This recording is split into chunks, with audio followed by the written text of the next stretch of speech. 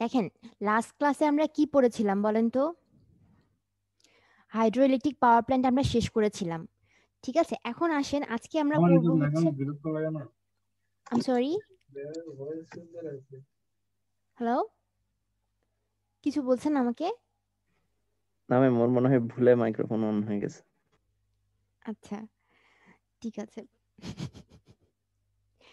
আচ্ছা দেখেন, আজকে আমাদের টপিকটা হচ্ছে যে ডিজেল ইঞ্জিন পাওয়ার প্ল্যান্ট। ঠিক আছে, এখন ডিজেল ইঞ্জিন পাওয়ার প্ল্যান্ট এটা আসলে কি আপনারা জানেন? যে এখানে আপনার অন্যান্য পাওয়ার প্ল্যান্ট যেগুলো আমরা পড়েছি, ধরেন থার্মাল বা হাইড্রো, তার সাথে মেইন ডিফারেন্স হচ্ছে আপনার এখানে প্রাইম মুভার হিসেবে আমার ইউজ করা হচ্ছে ডিজেল ইঞ্জিনটা। অন্যখানে কিন্তু আমরা কি দেখেছি, অন্য পাওয়ার প্ল্যান্টগুলোতে প্রাইম মুভার কি ছিল বলেন তো? প্রাইম মুভার হিসেবে আমরা কি ইউজ করেছিলাম থার্মাল বা হাইড্রো পাওয়ার প্ল্যান্টে বলেন?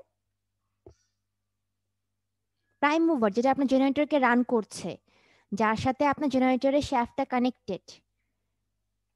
শুনতে পাচ্ছেন আমার কথা? জি ম্যাম, জি ক্লিয়ার। ম্যাম, বলেন প্রাইম মুভার হিসেবে কি ছিল? এটুকু তো বলতে পারা দরকার বাবারা। টারবাইন ছিল। টারবাইন ছিল। আচ্ছা, এখানে আমার প্রাইম মুভার হিসেবে কি হবে? টারবাইন হবে না, সেটা হবে হচ্ছে ডিজেল ইঞ্জিন। এখন ডিজেল ইঞ্জিনটা মানে কি, সেটা কি সবাই জানেন? কি মনে ডিজেল দিয়ে হয়? যে ইঞ্জিন চলে। নামটা শুনে কি বুঝতে পারছেন বলেন তো? যে ওয়ার্কিং ফ্লুইডটা আসলে কি এখানে আমার? ডিজেল। Diesel, very good. এই যে ডিজেল ইঞ্জিন, সেটা ইনভেন্ট করেছেন হচ্ছে রুডলফ ডিজেল। ওনার নাম অনুসারে এই নামকরণটা করা হয়েছে। দেখেন 1897-এ উনি এটা আসলে ইনভেন্ট করেছেন। এখন এটা হচ্ছে আসলে 4 স্ট্রোক, যেটা 4 স্ট্রোক ডিজেল ইঞ্জিন সেটা উনি ইনভেন্ট করেছেন। এটা দু ধরনের হতে পারে আপনার ডিজেল ইঞ্জিনটা, 2 স্ট্রোকও হয় কখনো দেখেন, আবার 4 স্ট্রোকও হয়। এগুলো আপনারা পড়েছেন না? 2 স্ট্রোক আর 4 স্ট্রোক ইঞ্জিন, এগুলো মানে কম্পারিজন, তারপর কোনটার অ্যাডভান্টেজ ডিসঅ্যাডভান্টেজ কি, ওয়ার্কিং প্রিন্সিপাল, এগুলো পড়েছেন না ছোটবেলায়? পড়েছেন? মনে নাই ম্যাম ঠিক। আচ্ছা, মনে না থাকুক, যেগুলো দরকার সেগুলো আমি এখানে বলে দিব, সমস্যা নেই। এই যে আপনার রুডলফ ডিজেল, উনি আসলে আপনার কি যে 4 স্ট্রোক ডিজেল ইঞ্জিনটা ইনভেন্ট করেছেন 1897-এ। আর এই যে দেখেন আপনার মানে দু ধরনের ইঞ্জিন হতে পারে এটা, 2 স্ট্রোকও হতে পারে আবার 4 স্ট্রোকও হতে পারে। আপনার 4 স্ট্রোক ইঞ্জিন যেটা ডিজেল ইঞ্জিন না, যেটা শুধুমাত্র আপনার 4 স্ট্রোক ইঞ্জিন, মানে সবার প্রথমে আবিষ্কার করেন হচ্ছে আপনার, ওনার নাম হচ্ছে, উনি একজন জার্মান ছিলেন, ওনার নাম হচ্ছে নিকোলাস অটো।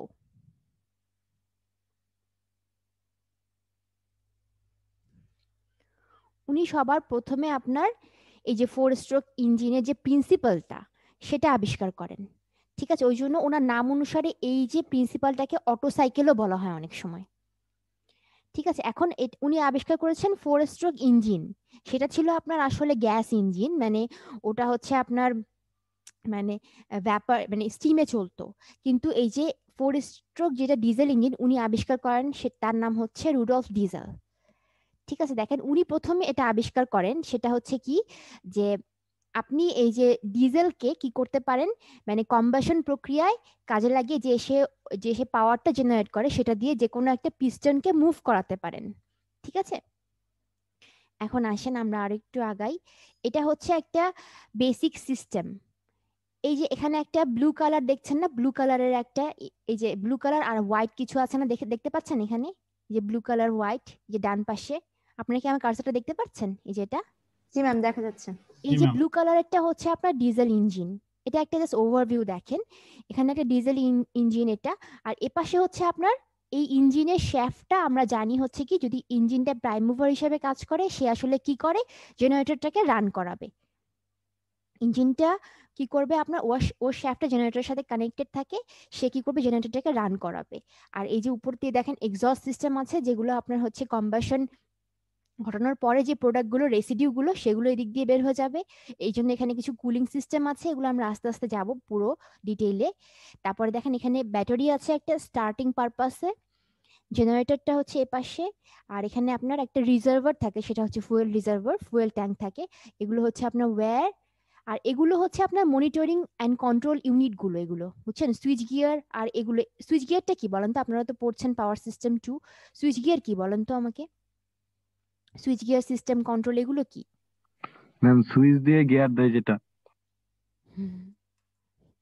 মানে হচ্ছে যে আপনার একটা পাওয়ার প্ল্যান্টে অনেক ধরনের ইকুইপমেন্ট থাকে, সেগুলোকে আপনি কি করছেন কন্ট্রোল করার জন্য আপনার যেই ডিভাইসগুলো ইউজ করছেন সেগুলো রিলে হতে পারে, তারপরে ধরেন যে আপনার সার্কিট ব্রেকার হতে পারে, এগুলো মানে সবগুলো ইকুইপমেন্টকে আসলে সুইচ গিয়ার বলা হচ্ছে। ঠিক আছে, এগুলো কন্ট্রোল আপনার কখন ইমার্জেন্সি শাট অফ করতে হয়, কখন অন করতে হচ্ছে, সেগুলোর পারপাসে আপনি কি ইউজ করতে পারছেন এই কন্ট্রোল সিস্টেম। তারপর অন্যান্য সব ইকুইপমেন্টগুলোর একসাথে বলা হচ্ছে আপনার যতগুলো পাওয়ার প্ল্যান্ট যতগুলো ডিভাইস আপনার সেট করা থাকে সবগুলোকে একসাথে বলা হয় হচ্ছে সুইচ গিয়ার। ঠিক আছে, আপনারা 4-2-তে উঠে আবার সুইচ গিয়ার পড়বেন। এই ডিজেল ইঞ্জিন যে পাওয়ার প্ল্যান্ট সেটা কিন্তু আপনার খুবই ছোট একটা পাওয়ার প্ল্যান্ট, বুঝছেন, এটা একটা কম্প্যাক্ট ফর্মে থাকে এই পাওয়ার প্ল্যান্টটা। সে কিন্তু আপনার শুধুমাত্র মানে ইমার্জেন্সি পারপাসে তাকে ইউজ করা হয়। ঠিক আছে, দেখবেন যে ডিজেল ইঞ্জিন যে পাওয়ার প্ল্যান্ট তার পাওয়ার প্রোডাকশনের যে রেটটা সেটা হচ্ছে আপনার 2 থেকে 50 মেগাওয়াটের মধ্যে হয়। ঠিক আছে, মানে খুবই কম রেঞ্জের পাওয়ার জেনারেট করতে পারে। যেমন ধরেন আপনারা বাসা বাড়ির বাইরে কিন্তু অনেক সময় জেনারেটর দেখেছেন না? জেনারেটর থেকে আমরা কি বাসায় যেগুলো ইউজ করা হয় ধরেন সেগুলো কি আমার ব্যাকআপ হিসাবে কাজ করে না? বাসার জেনারেটর গুলো ওখানে ডিজেল দিয়ে কিন্তু সেটা রান করে। ঠিক একই রকম ধরেন আপনি একটা গ্যাস টারবাইন পাওয়ার প্ল্যান্ট চালাচ্ছেন বা হাইড্রো টারবাইন পাওয়ার প্ল্যান্ট চালাচ্ছেন, সেখানে আপনার কি দরকার যে অনেক বেশি লোড বেড়ে গেল, পিক ডিমান্ড এখন আপনার, তখন আপনি কি করবেন সেই পাওয়ার প্ল্যান্টের সাথে আপনার ইমার্জেন্সি পারপাসে আপনি তখন ডিজেল পাওয়ার প্ল্যান্টটা ইউজ করতে পারবেন। ঠিক আছে, মানে আসলে এখানে আমরা কি করছি, এটাকে ব্যাকআপ হিসেবে কাজে লাগাচ্ছি, ইমার্জেন্সি পারপাসে শুধুমাত্র তাকে আমরা ইউজ করতে পারছি। এটা ডিজেলের কি এফিসিয়েন্সি অনেক কম, এই জন্য এটা করা হয়? ইফিসিয়েন্সি ব্যাপারটা এখানে আসছে না, আসলে ব্যাপারটা হচ্ছে কি আপনার যেহেতু আপনার ডিজেল ইঞ্জিনটা একটু এক্সপেন্সিভ, নর্মালি যদি আপনি এটাকে থার্মাল বা হাইড্রো পাওয়ার প্ল্যান্টের সাথে চিন্তা করেন এটা কিন্তু অনেক এক্সপেন্সিভ হয়ে যায়। আপনি জানেন যে ডিজেলের মানে দাম কেমন কম্পেয়ার টু হাইড্রো, বা আপনি যদি মানে গ্যাস টারবাইন চিন্তা করেন তাহলে এটা অনেক বেশি এক্সপেন্সিভ হয়ে যায়, আর এটা আপনি কন্টিনিউয়াসলি কিন্তু রান করতে পারবেন না, শুধুমাত্র ইমার্জেন্সি পারপাসে এটাকে ইউজ করতে পারবেন। এক্সপেন্সিভ হয়ে যাওয়ার কারণেই আসলে এটা আমরা সবসময় ইউজ করতে পারি না, কন্টিনিউয়াস বেসিসে ইউজ করতে পারি না, শুধু স্ট্যান্ড বাই বা ধরেন ইমার্জেন্সি পারপাসে তাকে আমরা ইউজ করতে পারছি। ঠিক আছে, আর পাওয়ার প্রোডাকশনটা অত বেশি পাওয়ার প্রোডাকশন রেট না এর, হাইয়েস্ট আপনার 50 মেগাওয়াট বা অনেক সময় 80 মেগাওয়াট পর্যন্ত যায়। ঠিক আছে, এরকম আপনার ডিজেল ইঞ্জিন পাওয়ার প্ল্যান্টটা মানে আমরা শুধু ব্যাকআপ হিসাবে ইউজ করছি একে। ঠিক আছে, দেখেন এখানে কিছু অ্যাপ্লিকেশন লেখা আছে যে to supply the peak load কিসের আপনার, যে আপনার ধরেন হসপিটালে যেমন হতে পারে যে অনেক সময় ডিমান্ড বেড়ে গেল তখন আপনি এটাকে ব্যাকআপ হিসেবে কাজে লাগাচ্ছেন, কিংবা ধরেন অনেক সময় যে আপনার মানে রেলওয়ে ট্র্যাকে মানে রেলের ইঞ্জিনটাকে চালানোর জন্য যেগুলো হচ্ছে পোর্টেবল পাওয়ার যেখানে আপনার দরকার হচ্ছে সেখানে আপনি এটা ইউজ করতে পারেন। এটা হচ্ছে একটা কম্প্যাক্ট ফর্মে থাকে, বুঝছেন, পাওয়ার প্ল্যান্টে, এই জন্য আপনি এটাকে কিন্তু যেখানে আপনার পোর্টেবল দরকার হয় মানে ক্যারি করে নিয়ে যায় আপনি ইউজ করতে পারবেন যে কোনোখানে। ঠিক আছে, যেমন আপনি বাসাবাড়ির যে ডিজেল ইঞ্জিন সেটাকে চিন্তা করেন, জেনারেটরটা সেটাকে চিন্তা করেন, ওটার সাথে কম্পারিজন করলেই বুঝতে পারবেন জিনিসটা কম্প্যাক্ট ফর্মে আছে, খুবই কম পাওয়ার জেনারেট করতে পারছে, যেখানে আমার ব্যাকআপ দরকার বা সাপ্লাই দরকার ইমার্জেন্সি সেখানে আমরা সেটা ইউজ করতে পারবো। ঠিক আছে, এগুলো গেল হচ্ছে আপনার ইন্ট্রোডাকশন কোথায় কাজে লাগছে এগুলো। এবার আসেন হচ্ছে আমাদের বেসিক অপারেশনে আমরা যাই। সেটা হচ্ছে কি যে ডিজেল ইঞ্জিন হচ্ছে একটা আসলে আপনার ইন্টারনাল কম্বাশন ইঞ্জিন। এখন আমাকে বলেন তো এই যে ইন্টারনাল কম্বাশন ইঞ্জিন কথাটা বলে আমরা কি বুঝাচ্ছি? এগুলো কিন্তু পড়েছেন অনেকবার, বলেন। কম্বাসশনটা ভিতরে হয়, কম্বাসশন চেম্বার থাকে একটা ইঞ্জিনের মধ্যে, ওখানেই কম্বাসশনটা হয়। Very good. আচ্ছা, তার মানে কি যে আপনার যে ওয়ার্কিং ফ্লুইড সেটার কম্বাশন আমরা কোথায় করছি? একটা কম্বাশন চেম্বারের ভিতরে করছি, এবং ওই চেম্বারটা কোথায়? আপনার ইঞ্জিনের ভিতরেই আছে। কম্বাশন হওয়ার পর যে প্রোডাক্টটা, যে ধরেন যে আপনার যেই পাওয়ারটা জেনারেট করছে সেই পাওয়ারটা কি করছে? আপনার ওই ইঞ্জিনেরই কোনো একটা পার্টকে মুভ করার কাজে ব্যবহার করা হচ্ছে, তাই না? এখানে আপনারা দেখবেন যে একটু পরে আমরা দেখব যে যেই কম্বাশনের প্রোডাক্টটা যেই পাওয়ার জেনারেট করছে সেটা দিয়ে আমরা কি করছি? ইঞ্জিনের ভিতরে যে পিস্টন সেটাকেই মুভ করাচ্ছি। আচ্ছা, এখন যদি এটা ইন্টারনাল কম্বাশন ইঞ্জিন হয় তাহলে আমাকে একটা এক্সাম্পল দেন তো। এক্সটার্নাল কম্বাশন ইঞ্জিন তাহলে কি? যদি ইন্টারনাল বলতে পারেন তাহলে এক্সটার্নালও তো নিশ্চয়ই কিছু আছে, এখন সেটা কি বলতে পারবেন আমাকে কেউ একজন? আমরা পড়ে এসেছি কিন্তু যেখানে আপনার, হ্যাঁ ভেরি গুড, মানে যেখানে আপনার ওয়ার্কিং ফ্লুইডটা আপনার এই মানে মেইন পোর্শনের বাইরে যে আপনার মানে হিট এক্সটার্নাল কোনো সোর্স দিয়ে তাকে আমরা হিট আপ করছি। যেমন হচ্ছে আপনি ওই যে ওয়াটারটাকে হিট আপ করছেন কোথা থেকে? আর একটা সিস্টেম, আর একটা সোর্স থেকে, সেটা হচ্ছে কি বয়লার, তাই না? চিন্তা করেন। তাহলে এটা হচ্ছে এক্সটার্নাল কম্বাসন ইঞ্জিন। ইউজুয়ালি আপনার দেখেন এই যে ইন্টারনাল কম্বাসন ইঞ্জিন দু ধরনের হয়। একটাকে আমরা কি বলছি বলেন তো, স্পার্ক ইগনিশন ইঞ্জিন। ঠিক আছে, এখানে আপনার সাধারণত কি হয় যে গ্যাস বা এরকম কিছু দিয়ে স্পার্কটা ঘটানো হয়। আর এটা হচ্ছে আমাদের যেই কম্বাসন ইঞ্জিন আমার ডিজেল ইঞ্জিন ইউজুয়ালি রান করে, সেটা হচ্ছে আপনার compression ignition engine. Compression ignition ইঞ্জিনটা আপনার ছোটবেলায় পড়েছেন না, একদম ছোটবেলায় এইচএসসি তে, মনে আছে কি? ওই যে 4 স্ট্রোক ইঞ্জিনের যেটা কম্প্রেস করে যে তারপরে ইগনিশন আসে। আচ্ছা, এটা যদি আমি একটু দেখাতে চাই আপনাদের, মানে এই ডিজেল ইঞ্জিনটা হচ্ছে আসলে আপনার একটা কম্প্রেশন ইগনিশন ইঞ্জিন। সেই স্টেপগুলো আপনাদের মনে আছে কিনা এটা দেখে মনে পড়ছে নাকি, দেখেন তো একটু।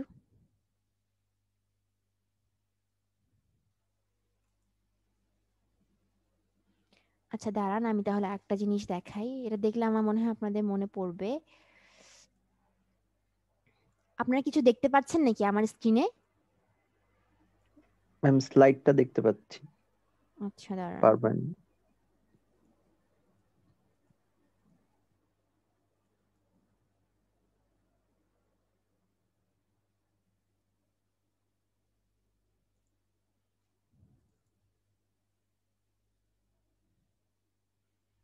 আমি জাস্ট বেসিক প্রিন্সিপালটা একটু বলি যে 4 স্ট্রোক ইঞ্জিনের যেটা হচ্ছে কম্প্রেশন ইগনিশন দিয়ে হয় সেটা। আচ্ছা,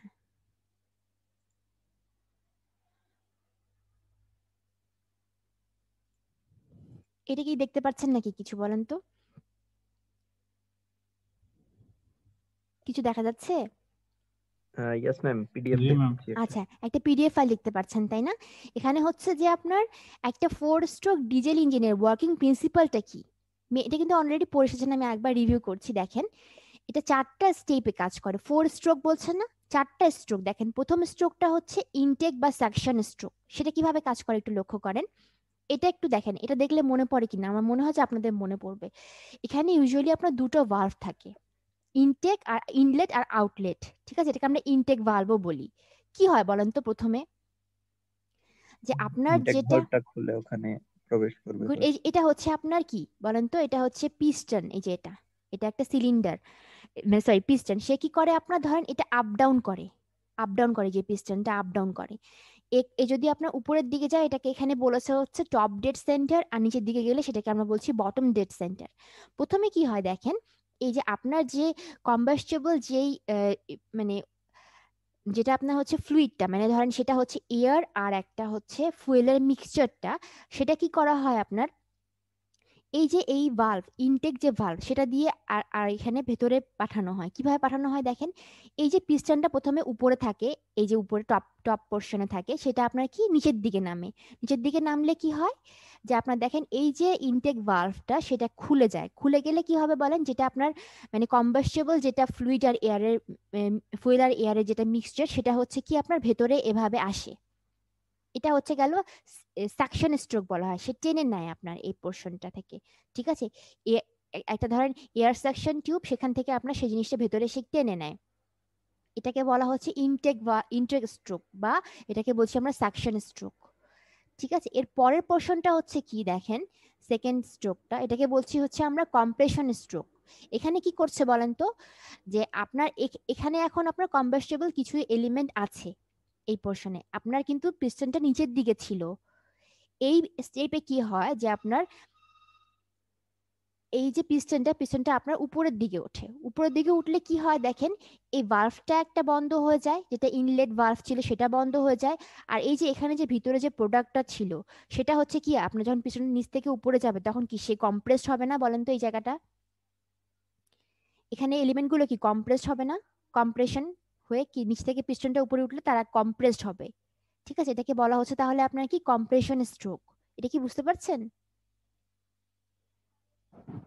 শুনতে পাচ্ছেন ইয়েস আমার ম্যাম। কথা?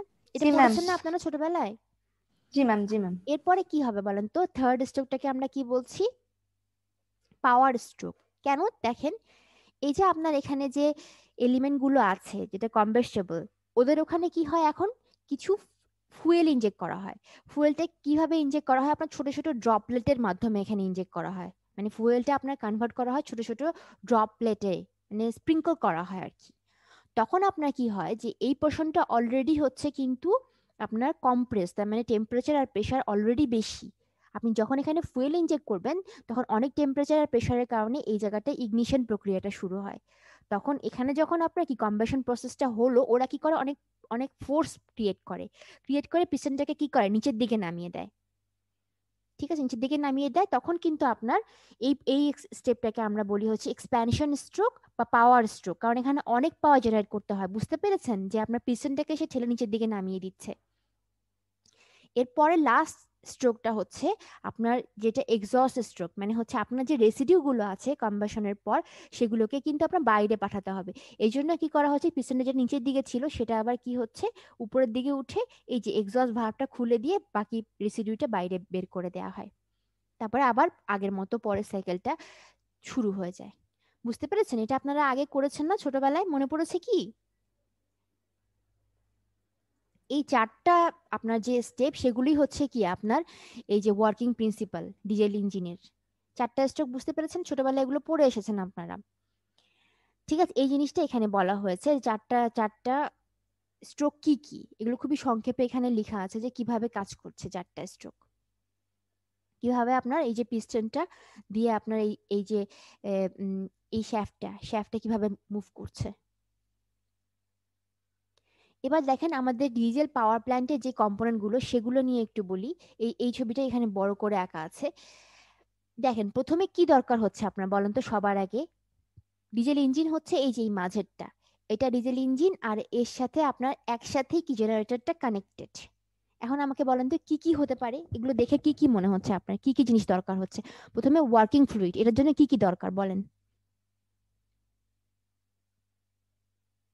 বলেন। আপনারা ঘুমাচ্ছেন তো নাকি পড়ছেন না বই ম্যাম, খাতা কি খুলে? বলেন? হ্যাঁ ম্যাম। চিন্তা করতেছি ম্যাম।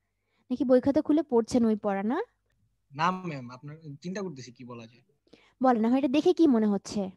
প্রথমে আপনার দরকার হচ্ছে কি ফুয়েল দরকার হচ্ছে না? জি ম্যাম। ফুয়েল দরকার। ফুয়েলটার সাথে আপনার কি করতে হবে যে মানে এয়ারের একটা মিক্সচার লাগবে, তাই না? তাহলে এখন আপনার কি মনে হচ্ছে এটা হচ্ছে একটা স্টোরেজ ট্যাঙ্ক। এখানে কি থাকে বলেন আমাকে, কি থাকতে পারে? দেখতে পাচ্ছেন না নাকি? ডিজেল থাকবে। ডিজেল থাকে, মানে ফুয়েলটা থাকে আমার যেটা ওয়ার্কিং ফ্লুইড সেটা। সেখান থেকে আমরা কি করছি দেখেন, এই যে স্ট্রেইনার দেখছেন এটা কি বলেন তো? সে কি করে আপনার এই যে আপনার যে ফুয়েলটা এখানে যদি আপনার কোনো ইমপিউরিটিস থাকে সেটাকে ছেঁকে ফেলে দেয়। ঠিক আছে, মানে ছাঁকনির মতো এক ধরনের। ঠিক আছে, তাহলে সে ছেঁকে কি করছে দেখেন, এই যে ফুয়েলটাকে সে পাম্প করছে। আগে ইমপিউরিটি গুলো ফেলে দিলে তারপর পাম্প করছে। পাম্প করে কোথায় যাচ্ছে বলেন তো আমাকে একটু দেখেন। এটা কি লেখা আছে বলেন? এটা day tank. Day tank. Day tank হচ্ছে কি জানেন, একটা একটা রিজার্ভার, মানে সে হচ্ছে অল ডে ফুয়েলটা সাপ্লাই দেয়। ধরেন 8 ঘন্টা সে রান করবে ইঞ্জিনটা, সে 8 ঘন্টার জন্য ফুয়েলটা এখানে রিজার্ভ করে রাখে। যদি কোনো কারণে আপনার এখানে বেশি চলে আসে তাহলে এই যে এদিক দিয়ে আপনার ওভারফ্লোটা আবার ব্যাক করে কোথায়, স্টোরেজ ট্যাঙ্কে। তাহলে আপনার এটা কি গেল যে ফুয়েল সিস্টেমটা, মানে ফুয়েলটা কিভাবে হচ্ছে, প্রথমে ফিল্টার হচ্ছে স্ট্রেনার মাধ্যমে, তারপরে সে কি পাম্প করে কি উপরে আনছে। কয়জন এসেছেন? 41 জন। আচ্ছা, পাম্প করে তারপরে সে উপরে আনছে। ঠিক আছে, তারপরে এখানে কি ডে ট্যাঙ্কে সে রিজার্ভ হচ্ছে। এই ডে ট্যাঙ্ক থেকে তারপরে আপনার কি রিকোয়ারমেন্ট অনুসারে ফুয়েল সাপ্লাই হচ্ছে। আচ্ছা, এবার দেখেন এরপরে কি দরকার বলেন তো। আমার ফুয়েলের সাথে আমার মিক্স করা দরকার হচ্ছে এয়ার, তাই না? এখন বলেন তাহলে এয়ারটা কোথা থেকে আসছে, এখানে কোন জায়গাটা দিয়ে এয়ার আসছে বলেন আমাকে। দেখতে পাচ্ছেন ছবিটা? Intake air filter. Intake air filter. Intake air filter. এখান থেকে আপনার কি হচ্ছে, সে সাকশনের মাধ্যমে, কারণ এই যে 4 স্ট্রোক ইঞ্জিনের মধ্যে প্রথম স্ট্রোকটাই হচ্ছে কি আপনার সাকশন বা ইনটেক স্ট্রোক। সেখানে কিন্তু আপনার সে সাকশনের মাধ্যমে এয়ারটাকে নিচ্ছে। কোথা থেকে নিচ্ছে? অ্যাটমসফিয়ার থেকে নিচ্ছে। খুবই সিম্পল। এই যে এখানে একটা ফিল্টার প্রথমে দেয়া থাকে, এয়ার ফিল্টার। যেটা এয়ার ফিল্টার কি করে বলেন, আপনারা জানেন এটা? এয়ার ফিল্টার কি করবে যে আপনার যেগুলো ডাস্ট পার্টিকেল থাকে সেগুলোকে কি করে বলেন, রিমুভ করে, ফিল্টার আউট করবে। ফিল্টার আউট করবে। গুড। এই যে এই ফিল্টারটা কখনো কখনো দেখবেন যে মানে একটা শুকনা ফিল্টারও হয়, কখনো কখনো তেলের মধ্যে ডোবানো হতে পারে। ঠিক আছে, এই যে ফিল্টারটা, এখান থেকে এয়ারটা যখন সে নিবে, এয়ারটাকে কি করবে, সে আপনার ইঞ্জিনে পাস করবে, তাই তো? জি ম্যাম। কি যেন জয়েন করতে চাচ্ছে কিন্তু পাচ্ছে না, রিয়াজ মাহমুদ। আচ্ছা যাই হোক, ঠিক আছে, এবার কি হবে বলেন তো, যে এখানে কিন্তু একটা মানে ফুয়েল ইনজেক্টরও থাকা লাগে, বুঝছেন? এটা ফুয়েল সিস্টেমের মধ্যে আছে, ফুয়েল সাপ্লাই সিস্টেম। এখানে একটা আপনার ইনজেক্টরের মাধ্যমে ফুয়েল ইনজেক্ট করা হয়, ফুয়েল ইনজেকশন পাম্প। আচ্ছা এবার দেখেন আর কি দরকার হচ্ছে বলুন তো। এখানে আপনি কম্বাশন করলেন, 4 স্ট্রোক ইঞ্জিনের মাধ্যমে কম্বাশন প্রক্রিয়াটা শেষ হলো, অনেক বেশি মানে যেগুলো আপনার ওয়ার্ক প্রডিউস করলো, সেই ওয়ার্কগুলো আপনার ইঞ্জিনকে ঘোরানোর কাজে ব্যবহার হলো, সেটার সাথে আপনার জেনারেটর ঘুরছে। এখন দেখেন যেগুলো আপনার রেসিডিউ এক্সস্ট, সেগুলো কি আপনার পাস করতে হবে না? আপনার এনভায়রনমেন্টে কিন্তু ছেড়ে দিতে হবে, তাই না? এখন এটা কিন্তু আপনি এমনি এমনি ছাড়তে পারেন না, কারণ কি বলেন তো, আমরা জানি এখানে অনেক কি পলিউটেন্ট থাকে যেগুলো আমাদের এনভায়রনমেন্টের জন্য হার্মফুল। তাহলে আমরা কি করব, কিছু ফিল্টারিং প্রসেসের মধ্য দিয়ে পাঠাবো। এখানে এই ইঞ্জিনের একটা সবচেয়ে বড় ডিসঅ্যাডভান্টেজ হচ্ছে কি জানেন, এটা হচ্ছে খুবই নয়েজি, অনেক নয়েজ ক্রিয়েট করে। কেন বলেন তো নয়েজ ক্রিয়েট করে কেন, বলতে পারবেন? কারণ আপনি যে পিস্টনটা বারবার কি এই যে বারবার আপ ডাউন হচ্ছে না, গ্যাচাং গ্যাচাং গ্যাচাং গ্যাচাং করে অনেকবার মুভ হচ্ছে না, এই জন্য আপনার কিন্তু এটা খুবই নয়েজি। এই জন্য এখানে কি দেখেন ইউজ করা হয়েছে, একটা সাইলেন্সার ইউজ করা হয়েছে, দেখেছেন? জি ম্যাম। এটা হচ্ছে কেন, এটা হচ্ছে আপনার যেন নয়েজটাকে রিডিউস করে। আরেকটা জিনিস লক্ষ্য করেন এখানে, এটা বলতে আমি ভুলে গেলাম, এই যে ডে ট্যাঙ্কটা কিন্তু আপনার নর্মালি যে ইঞ্জিনের লেভেল তার থেকে একটু উপরে বসানো হয়। কেন বলেন তো, যেন, কেন বলেন, বলতে পারেন নাকি? পটেনশিয়াল এনার্জি বাড়ানোর জন্য। যেন আপনার এই যে মানে ফুয়েলটা গ্র্যাভিটিতে এদিকে আসে। এখানে কিন্তু ধরেন আর এই যে পাম্প দিয়ে একবার পাম্প করলেন তারপরে কিন্তু আর কিছু নেই, এই যে এখান থেকে যেন আপনার কি হয়, ফুয়েলটা এদিকে আসে গ্র্যাভিটিতে। ঠিক আছে, এটা গেল হচ্ছে আপনার exhaust system, fuel system, air intact system গেল। ঠিক আছে, এবার বলেন তো আর কি কি থাকতে পারে এখানে, চিন্তা করে একটু বলেন আর কি কি থাকতে পারে এখানে, কোন বলেন। জায়গায়? পুরো পাওয়ার প্ল্যান্টে কি কি থাকতে পারে সেটা বলছি, যে আর কি কি দরকার। যে ম্যাম আপনি কুলিং টাওয়ার। কুলিং টাওয়ার মানে কুলিং সিস্টেম দরকার একটা, তাই না? ইয়েস কারণ এখানে কিন্তু অনেক বেশি হিট প্রোডাকশন হচ্ছে। আপনি বুঝতে পারছেন কিছু হিট আপনার কাজে লাগছে হচ্ছে কিসের জন্য, মানে ইঞ্জিনকে রান করিয়ে জেনারেটরকে রান করানোর জন্য। বাদ বাকি হিট কি আপনার, সেগুলো কি আপনার মুভ করতে হবে বা সেটা কি কুলিং একটা সিস্টেমের মধ্যে দিয়ে পাস করতে হবে? নাহলে বেশি এক্সেস হিট হয়ে গেলে কি হবে, আপনার ইঞ্জিনের যে অন্যান্য পার্টগুলো সেগুলোকে তো সে ক্ষতি করবে, তাই তো?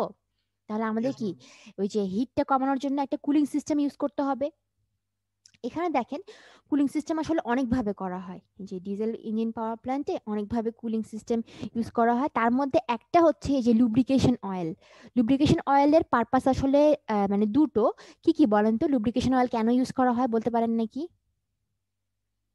জানেন আপনারা অলরেডি, যেখানে আপনার কিন্তু অনেকগুলো ফ্রিকশন হচ্ছে, তাই না? ফ্রিকশন হচ্ছে না যখন আপনার এরকম মানে পিস্টন মুভ হচ্ছে মেটাল পোর্শন একটার সাথে একটা, তাহলে অনেক ফ্রিকশন হচ্ছে। এখানে ফ্রিকশন গুলো কি আপনার কিন্তু আপনার সিস্টেমের জন্য খুবই হার্মফুল। এই আপনার ডিভাইসটার কি লাইফ টাইমটা কমে যাবে না বলেন তো? এই জন্য কি আপনাকে অনেক ভালো লুব্রিকেশন সিস্টেম ইউজ করতে হবে। ঠিক আছে, তাহলে আপনার কি হবে, যেটা আপনার মানে ফ্রিকশন গুলো যেন স্মুথ অপারেশন হয়, ফ্রিকশনটা যেন স্মুথলি মানে হয়, যেন আপনার এখানে কোনো ঘষা বেশি না হয়। ঠিক আছে, এখন দেখেন এই লুব্রিকেটিং সিস্টেমটা কিভাবে, এখানে লুব্রিকেটিং অয়েলটা পাস করা হয় কিভাবে দেখেন। আসলে এই যে এটা হচ্ছে একটা পাম্পের সিম্বল, দেখেন এখানে পাম্পের সাহায্যে লুব্রিকেটিং অয়েলটাও আসলে ফিল্টার করা হয়। ফিল্টার করে এটা আসলে একটা ক্লোজ লুপ, তো দেখেন একটা ক্লোজ লুপ, তো এটা আসলে কি করা হচ্ছে, আপনার অয়েল কুলারের মধ্য দিয়ে পাস করা হয়। পাস করে তারপরে সে যায় ধরেন যে আপনার যেখানে যেখানে দরকার সেখানে সেখানে ফ্লুইডটাকে পাস করায়। পাস করানোর পরে আসলে কি হয়, যে সেটা আবার কিন্তু যখন আপনার এই লুব্রিকেশন অয়েলটা দেখেন যেখানে যেখানে আপনার মেশিনারিতে দরকার সেখানে সেখানে কাজ করছে, ওরা কিন্তু হিট নিয়ে নিচ্ছে না বলেন তো? ওটা কিন্তু হিট আপ হচ্ছে। হিট আপ হওয়ার কারণে দেখেন এরা এরা আবার এখানে ব্যাক করছে, এই জিনিসটাকে আবার বারবার ইউজ করা হচ্ছে কিন্তু কুল করে, মানে একটা কুলিং প্রসেসের মধ্যে দিয়ে পাস করে। এটা একটা ক্লোজ লুপের মতো, বুঝছেন? যে লুব্রিকেশন অয়েলটা আপনি ইউজ করছেন সেটাকে কিন্তু বারবার সে সাইকেল করছে, একটা সাইক্লিং প্রসেসের মধ্যে দিয়ে পাস করাচ্ছে। তাহলে এই জন্য আপনাকে আগে ফিল্টারিং করতে হচ্ছে, ফিল্টারিং করে কি আবার এটা কুলিং প্রসেসের মধ্যে দিয়ে পাস করাতে হচ্ছে। এখন দেখেন এখানে একটা অয়েল কুলার দেখা যাচ্ছে, দেখেছেন? এই অয়েল কুলারটা আসলে কি জানেন? ওই যে রেডিয়েটর জানেন না আপনার, রেডিয়েটরের সাথে কানেক্টেড থাকে, এটাকে আপনার হিট এক্সচেঞ্জারও বলা হয়। রেডিয়েটর দেখেছেন? রেডিয়েটর সে হচ্ছে কি হিট রেডিয়েট করে। আবার রেডিয়েটরটা কিন্তু আপনার দেখেন কুলিং টাওয়ারের সাথে কানেক্টেড। এটা কিভাবে কাজ করে এটা আপনারা অলরেডি জানেন। যেখানে কি হচ্ছে এই যে একটা পানি ফ্লো করা হচ্ছে, ঠিক দাঁড়ান,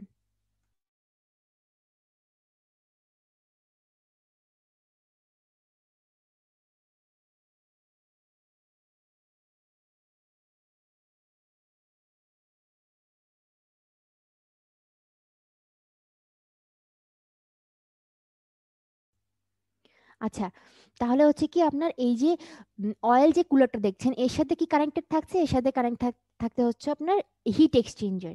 হিট এক্সচেঞ্জার কিভাবে কাজ করে বলতে পারবেন? এটা কিন্তু ওই যে আপনার স্টিম টারবাইন পাওয়ার প্ল্যান্টে যেভাবে পড়েছেন সেরকমই।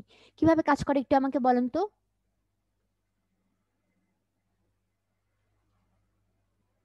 কুলিং টাওয়ার কিভাবে কাজ করে সেটা বলেন। ম্যাম ওইটার মধ্যে স্প্রে করবে, তারপরে ওইখানে যে ওয়াটার পাম্প হবে সেটা থেকে ওয়াটার মানে হিট এক্সচেঞ্জ করবে। মানে এখানে আসলে কি হবে যে আমরা ঠান্ডা পানি ফ্লো করব, সেই ঠান্ডা পানিটা কি করবে আপনার এখান থেকে ওই যে আপনার যেটা হিটেড অয়েল সেখান থেকে হিটটা নিয়ে নিবে, তাই না? ওই ওই ওয়ার্ম ওয়াটারটা আবার পাস করতে হবে কোথা থেকে, কুলিং টাওয়ারের মধ্যে দিয়ে পাস করতে হয়, তাই না? এখানে আপনার কি ন্যাচারাল প্রসেসে এই জিনিসটা কুল হয়, কুল হওয়ার পর কি ওয়াটারটা আপনার আবার এখানে পাম্প করে এখানে ওঠানো হচ্ছে। মানে ওয়াটারটা কি করছে আপনার একটা সার্কুলেশন প্রক্রিয়ার মধ্যে দিয়ে যাচ্ছে, যে ওয়াটারটা কি করছে আপনার ওই এলিমেন্ট থেকে হিটটা নিয়ে নিচ্ছে, হিট নিয়ে সেটা আপনার এক্সস্ট করছে কোথায়, কুলিং টাওয়ারের মধ্য দিয়ে। এখানে আপনার এই লুব্রিকেটিং অয়েল ছাড়াও কিন্তু আরেক ধরনের কুলিং সিস্টেম থাকে।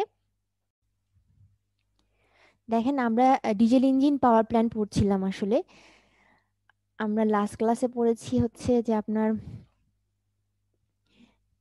যে 4 স্ট্রোক ডিজেল ইঞ্জিন আবিষ্কার করেছিলেন কে বলেন তো?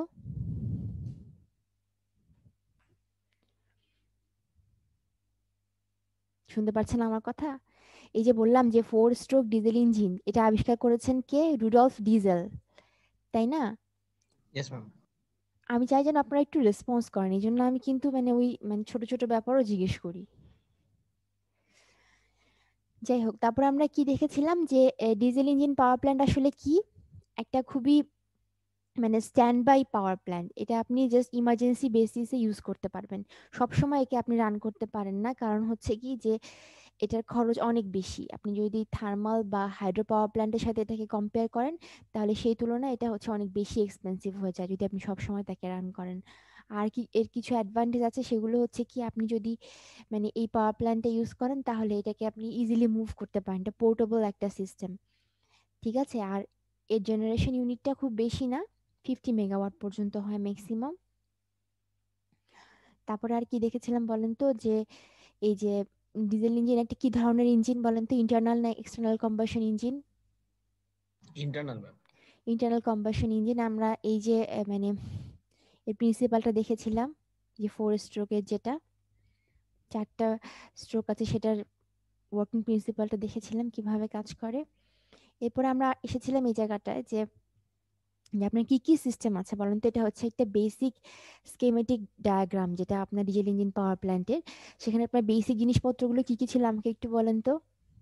আচ্ছা ম্যাম, একটা কোয়েশ্চেন ছিল। হ্যাঁ বলেন। মানে আমাদের মানে ফাইনাল পরীক্ষাতে মানে এই টাইপের কোয়েশ্চেন গুলো কিভাবে থাকবে, যে পুরাটা প্ল্যান্টের যতগুলো কম্পোনেন্ট সবগুলো ইন্ডিভিজুয়ালি এক্সপ্লেইন করে দিতে, নাকি দেখেন মানে ডিজাইন? এখন মানে কিছু ব্যাপার থাকে যে আপনার মানে ছোট ছোট প্রশ্ন বা কিছু বড় প্রশ্ন থাকে। এখন আপনাদের পরীক্ষা থাকতে পারে হচ্ছে যে একটা যে কোনো পার্ট দিয়ে আমি বললাম যে এই পার্ট সম্পর্কে কিছু বর্ণনা করেন, বা ধরেন আমি বললাম যে এই ব্লক ডায়াগ্রামটা এঁকে দেখান আমাকে, এরকম ব্যাপারগুলো। এই যে আপনার পাওয়ার প্ল্যান্ট অ্যান্ড ইকোনমি এখানে কিন্তু অনেক নাম্বার ওঠে এই সাবজেক্টটাতে, বুঝছেন? মানে আপনি বুঝতে পারছেন যে আপনার এখানে মুখস্থ কিছু কাজে লাগছে, আপনার বোঝার চেয়ে এখানে মুখস্থ জিনিসটা একটু কাজে লাগছে বেশি।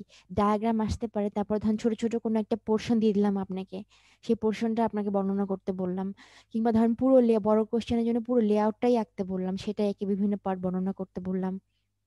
কিংবা ধরেন আমি বললাম যে এই যে কোনো একটা জায়গায় আপনার মানে একটা কম্প্রেসার ইউজ করা হচ্ছে, কম্প্রেসারটা না থাকলে আপনার কি সমস্যা হতো, ছোট একটা বা 2 নম্বর একটা কোশ্চেন দিলাম এরকম। বা অঙ্ক থাকছে আপনার, হাইড্রো থেকে কিছু অঙ্ক থাকতে পারে। আর Yes, যখন ma'am. আপনি ওই যে লোড কার্ভ, ডিমান্ড কার্ভ ওগুলো দেখবেন, তখন দেখবেন যে ওখানে আমাদের কিছু বিলিং সিস্টেম আছে, ওই বিল একটা তৈরি করতে দেয়, এরকম ব্যাপারগুলো। মানে আপনি বুঝবেন, কোশ্চেন দেখেই বুঝবেন যে কি কি পরীক্ষায় আসবে, মানে কোশ্চেন দেখে বলছি, মানে পড়ার পরই বুঝবেন যে পরীক্ষায় কি কি আসবে। আপনার প্রিভিয়াস ইয়ারের কোশ্চেনগুলো কালেক্ট করেছেন? এখনো করিনি ম্যাম। ওগুলো করেন, করে দেখতে পারেন। আর আমাদের তো ইনশাল্লাহ আমরা ফেস টু ফেস যাচ্ছি, তো শুনেছেন না? ইয়েস ম্যাম, দেখা হবে। ইনশাল্লাহ। আর পরীক্ষা তো আপনাদের অবশ্যই কিন্তু ফেস টু ফেসে হচ্ছে, এটা তো আর অনলাইনে হচ্ছে না, এটাও বুঝতে ওইটাই ম্যাম পারছেন। সমস্যা, ওইটা না হইলে ভালো ছিল, বাকি সবকিছু আলহামদুলিল্লাহ, বাকি এইটা না, ওটা তো হবেই, এবার তো ফেস টু ফেসই হবে আমার মনে হচ্ছে। আমার ধরেন সব রোজার তো মধ্যে খুলে দিয়েছে। পরীক্ষা দেওয়া অনেক কষ্ট। রোজার মধ্যে পড়েছে এবার কি রোজার মধ্যে পড়ছে? এপ্রিলে, পাঁচটা পরীক্ষাই রোজার মধ্যে। তারপর জি কি ম্যাম। ঈদের পরে না ঈদের আগে? বুঝি না ম্যাম। মানে ঈদের পরে তারপরে নাকি ঈদের ম্যাম আগে? রোজার মধ্যে পরীক্ষা আর কি, তারপরে আর কি ছুটিটা হবে আর কি। তারপরে সেমিস্টার ব্রেক এইটা থাকবে আর কি। ও আচ্ছা আচ্ছা, তো এটা না, কোনো আল্লাহর রহমত সমস্যা থাকবে, নেই। সমস্যা নাই, ভালোই। হ্যাঁ, রোজা রেখে পরীক্ষা দিলে পরীক্ষা ভালো হয়। না আমার ম্যাম কেন মাথা মনে, ঘুরায়, কিছু মনে থাকে না। কি বলেন? আমার মনে পড়ছে যে আমিও পাওয়ার প্ল্যান পরীক্ষাটা রোজা রেখে দিয়েছিলাম। ম্যাম আমরাও দিব ম্যাম। আমাদের ওই যে আপনার 6 পরীক্ষা নিতেন, মানে উনি আমাদের কোর্স টিচার ছিলেন, আমার মনে আছে। তখন আমাদের মনে হয় এরকম সময় পরীক্ষা হয়েছে আপনাদের সময়, 4-1 থাকতে, তো এটা আমাদেরও ছিল। আচ্ছা দেখেন, তাহলে এখানে আমাদের বেসিক সিস্টেমগুলো কি কি ছিল? একটা ছিল হচ্ছে আপনার ফুয়েল সিস্টেম, যেটা, তাই না? ফুয়েল সাপ্লাই সিস্টেমে কি করছিল আপনার, যে একটা স্টোরেজ ট্যাঙ্ক থাকে, সেখান থেকে আপনার প্রথমে ছেঁকে তারপরে আপনার পাম্প দিয়ে তেলটা ওঠানো হয় কোথায়, আপনার যে অল ডে ট্যাঙ্ক, যেটা যে আপনার একটা ডেইলি রিজার্ভার, যেটা সেখানে তোলা হয়, সেখান থেকে আমাদের কি করা হয়, আপনি ইঞ্জিনে পাঠানো হয়। তারপরে আপনার যদি কোনো ওভারফ্লো হয় সেটাও ব্যাক করে। তারপরে কি ছিল আপনার, মানে একটা এয়ার আপনাকে নিতে হবে, তাই না? যে আপনার কম্বাসন যে ঘটাবেন, সেখানে আপনার কি করতে হবে, ফুয়েলের সাথে এয়ারের একটা মিক্সচার দরকার। এই জন্য আমরা এয়ারটা কিভাবে নিচ্ছি, এই যে ফিল্টারের মধ্য দিয়ে পাস করিয়ে। এগুলো লাস্ট ক্লাসে আমি বলেছিলাম, আর একটু বলছি অল্প অল্প করে। তারপরে আপনার কি ছিল বলেন তো, এরপরের সিস্টেমটা ছিল হচ্ছে আপনার, কি বলেন, আমি বলেছিলাম যে কিছু লুব্রিকেশন সিস্টেম থাকে। কেন এই লুব্রিকেশনটা কেন ইউজ করা হয় বলেন তো আমাকে? ম্যাম যন্ত্রপাতিগুলো স্মুথ রান করার জন্য, যাতে ফ্রিকশন গুলা না হয়। হ্যাঁ, ফ্রিকশন গুলো যেন আপনার কম হয়, তাই না?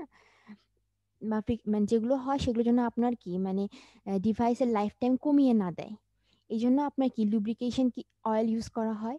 লুব্রিকেশন অয়েল কিভাবে আমরা পাঠাই দেখেন, এই যে প্রথমে আপনার পাম্পের সাহায্যে উপরে তুলে সেটাকে আবার কি দেখেন যে ফিল্টার করা হচ্ছে, ফিল্টার করে সেটাকে আবার কুলারের মধ্য দিয়ে আপনার আমাদের ইঞ্জিনে পাঠানো হয়। যেগুলো ইউজ হয় সেগুলো আবার আবার পরে এগুলো আপনার পাঠানো হয় দেখেন কোথায়, আবার এই ট্যাঙ্কে। এই ট্যাঙ্ক থেকে আবার আপনার পাম্প হয়ে উঠছে, মানে একটা জিনিসই বারবার রিসাইকেল হচ্ছে। এখানে দেখেন একটা অক্সিলারি পাম্প আছে না, এই পাম্পটা কি করে, ধরেন এটাকে এইড করে, মানে কোনো কারণে এখান থেকে পুরো আপনি তেল তুলতে পারছেন না, তখন সেটাকে এই মেইন পাম্পটাকে হেল্প করবে। ঠিক আছে, আর এটাকে যেহেতু আপনি মানে অয়েলটাকে আপনি ইঞ্জিনে পাঠাচ্ছেন, তাহলে সে ওই যে ইঞ্জিনে যে হিট প্রডিউস হবে সেখান থেকে কিছু হিট নিজের মধ্যে নিবে, এটাকে আপনার কি আবার কুল করতে হবে, কুল করে আবার পাঠাতে হবে, এই জন্য কুলিং সিস্টেমটা এখানে ইউজ করা হচ্ছে। এখন একটা লুব্রিকেশন অয়েলের কিন্তু কিছু কাজ থাকে আরো, যে আপনার ফ্রিকশনটাকে সে মিনিমাইজ করার সাথে সাথে কিন্তু কুলিংও করে, আবার আপনার কিছু ক্লিনিংও করে, ক্লিনিং পারপাসও সার্ভ করে। ঠিক আছে, আপনার ওই যে আপনার যে কিছু যেগুলো ময়লা থাকে সেগুলোকে আপনার ইঞ্জিনের ময়লা সেগুলোকে পরিষ্কার করে ফেলে। আবার হচ্ছে কি আপনার যে নয়েজটাও কিন্তু কমায়। একটা নয়েজ হচ্ছে, আপনি যদি এই লুব্রিকেন্টটা ইউজ করেন তাহলে আপনার নয়েজের পরিমাণটাও কমে যাবে, তাই না? বুঝতেই পারছেন যে নয়েজটা কম হবে এই জন্য। এরপরে আসেন আমাদের হচ্ছে যে আমরা বলেছিলাম যে ইঞ্জিনের বিভিন্ন পার্টকে আমরা যদি মানে ঠান্ডা রাখতে চাই, যেহেতু আমার কি এটা একটা মানে হিট প্রডিউস হচ্ছে, তাই না? অনেক হিট প্রডিউস হচ্ছে আপনার এখানে, ওই হিটের সাহায্যেই কিন্তু আপনার ওই পিস্টনটা নড়ছে, মুভ করছে। তাহলে এই হিটটা কি আপনার কিছু হিট আপনার জেনারেটরকে রান করাতে কাজে লাগছে, বাদ বাকি হিট কিন্তু আপনার ইঞ্জিনের অন্যান্য এলিমেন্ট গুলোকে মানে পার্মানেন্ট ড্যামেজ করতে পারে। যে এক্সেস হিট এটাকে আমার সরাতে হবে। এই জন্য আমরা কি করি বলেন তো, একটা কুলিং সিস্টেম ইউজ করি। কুলিং সিস্টেমটা কিভাবে কাজ করে আমাকে কেউ বলতে পারবেন? আমি বলেছিলাম যে এটাকে বলা হচ্ছে যে জ্যাকেট ওয়াটার কুলিং, তাই না? জ্যাকেট কুলিং সিস্টেম সেটা কিভাবে করে, যে আপনার ইঞ্জিনের উপরে কি করা হয়, একে র্যাপ করে রাখা হয়, তাই না? জি ম্যাম, একদম র্যাপ চারপাশ করে দিয়ে রাখা ওয়াটার। হয়, তারপর চারপাশ দিয়ে আপনার ওয়াটার ফ্লো করা হয়। দেখেন একটা জ্যাকেট ওয়াটার পাম্প আছে, এই পাম্পটা ওয়াটারকে পাম্প করে। এখান থেকে দেখেন যে হিটেড ওয়াটারটা আসে, সেটা আপনার এদিক দিয়ে পাস হয়ে, এই ট্যাঙ্ক দিয়ে পাস হয়ে, এই পাম্প দিয়ে আবার পাম্প হয়ে কি হচ্ছে দেখেন, যে হিট এক্সচেঞ্জারে মানে হিটটাকে সে এখানে ট্রান্সফার করে দিচ্ছে ঠান্ডা পানিকে, দিয়ে আবার ব্যাক করছে। তাহলে এখানে আমাদের কি, এটা একটা ক্লোজ সিস্টেম, তাই না? একটা ক্লোজ সিস্টেম। এখানে আপনার কি হচ্ছে যে আপনি সামান্য কিছু পানি দিয়েই কি করতে পারছেন, যে সামান্য কিছু ফ্লুইড দিয়ে আপনি কিন্তু এই এই কুলিং প্রসেসটা কমপ্লিট করতে পারছেন এখানে, তাই না? এই এই একটা ওয়াটারই বারবার রান করছে এখানে। এখন দেখেন একটা একটা ট্যাঙ্ক আছে, এই ট্যাঙ্কটা বলেছিলাম যে সার্চ ট্যাঙ্কটার কি কাজ, যে আপনার ওয়াটারের ফ্লোটাকে সে রেগুলেট করবে, তাই না? যদি কোনো কারণে আপনি এখানে একটা ভালভ থাকে আসলে দেখবেন, মানে এখানে দেয়া নেই, ওই ভালভটা কোনো কারণে যদি মানে অন অফ করে ওয়াটারের ফ্লোটাকে, মানে সে কন্ট্রোল করে, তাহলে যদি কোনো কারণে আপনি হঠাৎ করে মানে স্টপ করে দেন ওয়াটার, তাহলে সেই ওয়াটারগুলো এখানে জমা হয়। আবার যদি কখনো আপনার কম পড়ে পানি, সেটাও এখান থেকে আপনার সে সাপ্লাই দেয়। ঠিক আছে, এরকম ব্যাপারটা। আর একটা জিনিস থাকে, সেটা হচ্ছে আপনার এক্সস্ট সিস্টেম। এক্সস্ট সিস্টেমে কি ছিল বলেন তো, যে আপনি যেই গ্যাসটা আপনার তৈরি হলো, যেটা এক্সস্ট গ্যাস, সেটাকে আমরা কি করব, অ্যাটমসফিয়ারে পাঠানোর আগে কি করব বলেন তো, একটা সাইলেন্সারের মধ্যে দিয়ে পাস করাবো। কেন বলেন তো, যে নয়েজটাকে যেন সে কমিয়ে ফেলে। আর এখানে অবশ্যই কিছু এমন মানে ফিল্টার থাকে, যেটা হচ্ছে কি আপনার পলিউটেন্ট গুলোকে ছেঁকে তারপর অ্যাটমসফিয়ারে পাঠায়। এরপরে আমি একটা জিনিস বলেছিলাম, সেটা হচ্ছে কি, যে এই যে ইঞ্জিনটা কিন্তু আপনার সেলফ স্টার্টিং না, ডিজেল ইঞ্জিনটা, তাই না? মনে মনে পড়ে, যেটা হচ্ছে সেলফ স্টার্টিং না। আপনারা বাসা বাড়িতে যে জেনারেটর গুলো দেখেছেন, মনে পড়ে ডিজেল জেনারেটর যদি হয়, আপনার কি হাত দিয়ে টেনে টেনে আগে অন করতে হয় না হ্যান্ডেলটা? Yes ma'am. এটাও ঠিক তাই, এটা কিন্তু আপনার সেলফ স্টার্টিং না। এখন আপনাকে কি করতে হবে বলেন তো, স্টার্ট করতে হলে যদি আপনার সিস্টেমটা যদি ছোট হয়, ছোট হলে তো আপনি খুব সুন্দরভাবে হাত দিয়ে সেটাকে মানে স্টার্ট করে হ্যান্ডেলটা ঘোরাতে পারতেন। মানে ওই যে আপনি মনে করেন সিলিন্ডারের যে একটা যে ক্র্যাঙ্ক শ্যাফট আছে, ওই শ্যাফটটা যে ঘোরানোর জন্য প্রথমে কিন্তু আপনার ওই যে পিস্টনটা উপর থেকে নিচে যাচ্ছে, মনে আছে? উপর থেকে নিচে যাচ্ছে, পর তারপর ভালভ ওপেন হচ্ছে, আপনার কম্বাসেবল মানে ফুয়েল এয়ার ঢুকছে ভিতরে। এই যে প্রথম ইনিশিয়াল যে স্টার্টিংটা, ফায়ারিং হওয়ার আগ পর্যন্ত যে আপনার ক্র্যাঙ্কটা মুভ করছে, এটা কিভাবে হচ্ছে বলতে পারবেন কেউ? আপনি এখনো কিন্তু ফায়ারিং শুরু করেননি, কিন্তু আমাদের কিন্তু ওই যে পিস্টনটা উপর থেকে নিচে নামছে, নিচে থেকে উপরে উঠছে, দুই একবার কিন্তু এরকম হচ্ছে। এটা তাহলে কিভাবে করবেন? ম্যাম বাইরে থেকে মোটর দিয়ে। বাইরে থেকে মোটর ইউজ করা যায়। তারপর এই দেখেন এখানে একটা প্রসেস লেখা আছে, এটা কি দেখতে পাচ্ছেন? এই যে একটা আমার ইয়েস কার্সরকে ম্যাম, দেখতে স্টার্টিং পাচ্ছেন? Oil tank. হ্যাঁ, ইয়েস ম্যাম, ইয়েস ম্যাম। এই যে স্টার্টিং এয়ার কম্প্রেসর, এখানে একটা এয়ার কম্প্রেসর ইউজ করা হয়, বুঝছেন? যেগুলো বড় সিস্টেম, সেগুলো তো আপনি তো আর হাত দিয়ে টেনে স্টার্ট করতে পারবেন না, অনেক শক্তি লাগবে, তাই না? এই জন্য কি করছে আপনার দেখেন, যে আপনার এখানে একটা স্টার্টিং এয়ার কম্প্রেসর ইউজ করা হয়। এয়ার কম্প্রেসরটা কিভাবে কাজ করে, ওই যে আপনারা কতগুলো এরকম ছোটবেলায় মানে কাগজের কতগুলো পাখা ফ্যানের মতো দেখতেন না, যে ওটা নিয়ে দৌড় দিতাম যে আমরা, তারপর ওটা যে ঘুরতো এরকম করে ইয়েস ম্যাম। বাতাসে। ব্যাপারটা প্রথমে এরকম হয় যে আপনার এখানে এয়ারটাকে এত প্রেশারাইজ করে ভিতরে পাঠানো হয় ইনিশিয়ালি, যে আপনার ইঞ্জিনটা এখন ঠান্ডা আছে বা অনেকক্ষণ ধরে কি রেস্টে আছে, স্ট্যান্ড বাই পজিশনে আছে। আপনি যখন শুরুতে ওকে স্টার্ট করতে যাবেন, তখন ওই যে ক্র্যাঙ্কশ্যাফটটা মুভ করার জন্য আপনাকে কি করতে হয়, এই যে এখানে একটা দেখেন এয়ার কম্প্রেসর ইউজ করতে হয়। ওই কম্প্রেসরটা কি করে জানেন, ওই কম্প্রেসরটা যে ওই যে ভেতরের ইঞ্জিনটাকে আমরা ছোটবেলায় যেভাবে মানে পাখাগুলো ঘোরাতাম এয়ারটার কাজে লাগিয়ে, সেই ওই রকম একটা পাখার মতো সে ঘোরায় ভিতরে, যে মানে ওই প্রিন্সিপালটা ইউজ করে, যে এয়ারটাকে এত জোরে ফোর্স করা হয় যে আপনি যেন কি করেন, ভেতরে ক্র্যাঙ্কশ্যাফটটাকে ইনিশিয়ালি কিছুবার রোটেট করান, মানে মুভ করান আপনার ফায়ারিং হওয়ার আগ পর্যন্ত। ঠিক আছে, এখানে কিছু দেখেন আপনার স্টার্টিং অয়েল ট্যাঙ্কও আছে, কিছু কিছু সিলিন্ডারে আবার অয়েলও পাঠানো হয়, যেন মানে ওরা যখন আপনার নিজে একবার নিজের পাওয়ারে রান করা শুরু হবে, যখন ফায়ারিং হয়ে যাবে, তখন কিন্তু ওরা নিজেরাই নিজেদের পাওয়ারে মুভ করতে পারবে, তাই না? কিন্তু আপনাকে শুরুটা কিন্তু করে দিতে হবে যে কোনো একটা ওয়েতে। এখানে এই সিস্টেমে দেখা যাচ্ছে যে স্টার্টিং এয়ার কম্প্রেসরটা ইউজ করা হয়েছে। মানে কিছু কিছু সিলিন্ডারে আপনি এটা এটা পাঠাবেন আর কিছু কিছু সিলিন্ডারে অয়েল পাঠাবেন। তারপর যখন আপনার পুরো মানে সিস্টেমটা নিজের ফায়ারিংটা শুরু করে দিল, তখন কিন্তু আপনি আগের যে প্রসেস, যেখান থেকে আপনি ডে ট্যাঙ্ক থেকে অয়েল নিচ্ছেন, এয়ার নিচ্ছেন, তারপরে বাদ বাকি প্রসেসটা নিজের মতো সে করতে পারবে। ঠিক আছে। আর এই হিট এক্সচেঞ্জারটা জানেন যে কুলিং টাওয়ারের কাজটা কি, এটা জানেন আপনারা। যেখানে একটা ওয়াটার কন্টিনিউয়াস ফ্লো হচ্ছে পাম্পের সাহায্যে, যেটা আপনার ঠান্ডা পানি, এই ঠান্ডা পানিটা শুধুমাত্র আপনার এখানে ফ্লো হচ্ছে, আর সে কি করছে আপনার এই যে যেগুলো আপনার মানে হিটেড সাবস্টেন্স ছিল সেগুলো থেকে হিটটা নিজের মধ্যে অ্যাবজর্ভ করে নিচ্ছে, পরে কুলিং টাওয়ারে স্প্রে করে সে ন্যাচারাল প্রসেসের মাধ্যমে কুল হচ্ছে।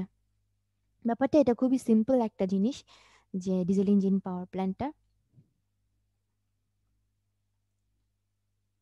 এগুলো আমি বলে ফেলেছি, একই একই লেআউট, বুঝছেন? এগুলো একই একই লেআউট। আপনাদের যেটা সুবিধা হয় সেটা আপনারা পরীক্ষায় আঁকবেন, সমস্যা নেই।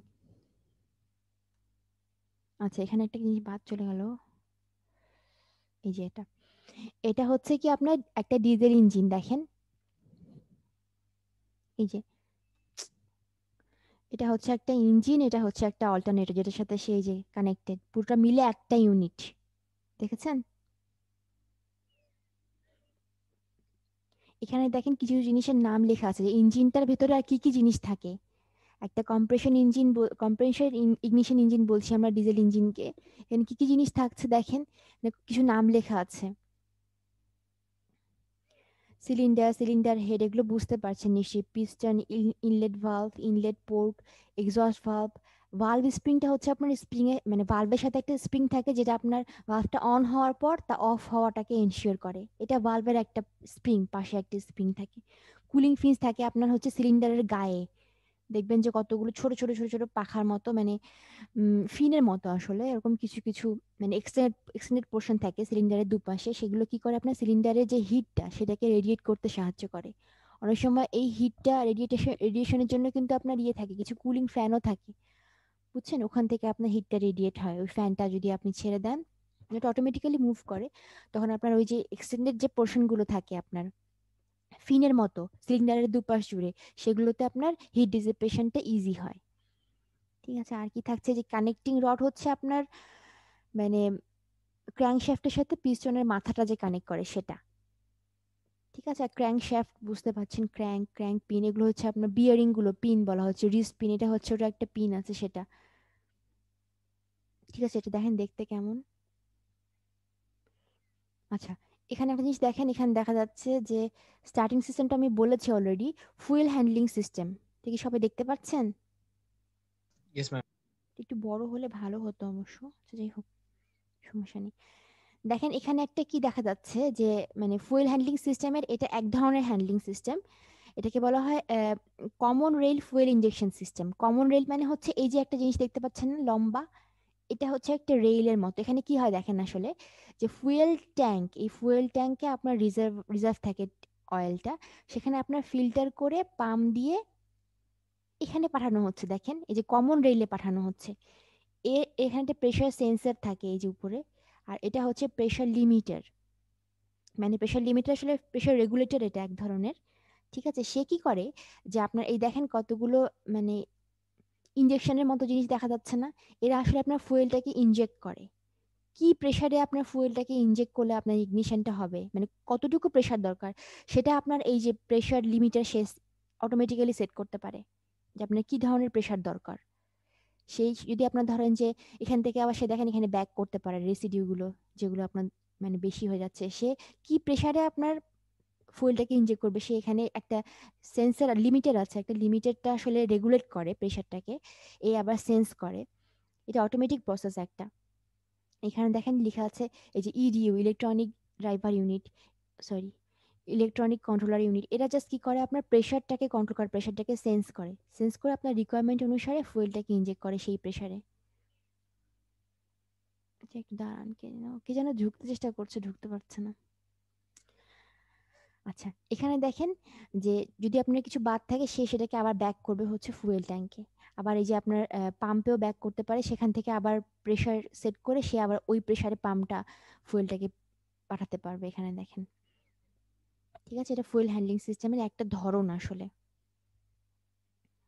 আসলে পাম্পটার এই যে প্রেসার রেটটাকে সেট করে বুঝছেন, যে এই প্রেসারে তুমি পাঠাও, তাহলে আমরা ফুয়েলটা এই প্রেসারে ইনজেক্ট করলে ইগনিশনটা হবে।